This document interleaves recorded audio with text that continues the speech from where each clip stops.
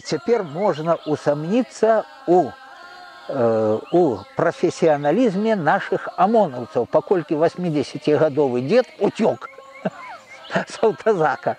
Прыехаў я на Беларусь і вельмі здзівіўся, што на Беларусі ніхто не гаворыць па-беларуску. Вот тут моя душа і пачала працівіцца.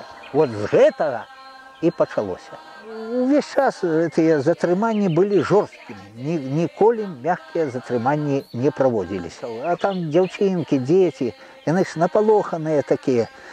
Я кажу, дзеткі, не бойцеся, дажывём, што яны нас баяцца будуць, а не вы. І дзеткі ажывалі адразу. Студэнты на мітынг прывялі казла, павесілі шыльдачку на казла, на гэтага, дзе напісана «Прэзідэнт», і выпусцілі казла. Народ рагатаў да ўпаду, а амонаўцы ганяліся за гэтым казлом.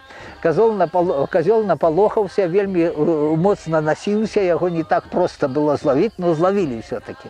І кажа, прывезлі нам, аддалі, мы зараз не ведаем, што з ім рабіць.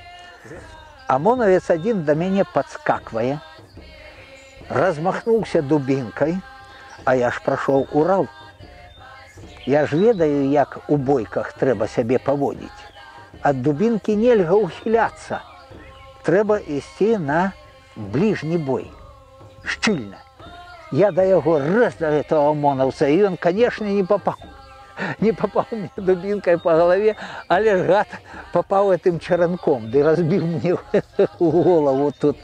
Моладзь, якая падымаецца, падрастае, у мяне вельмі вялікае спадзяванне на яе. Вельмі вялікія. Няволі я не цярплю. Я памру за свабоду, калі трэба. Вот сёння спатрэбіцца за свабоду аддаць жыццё, я гатоў на гэта.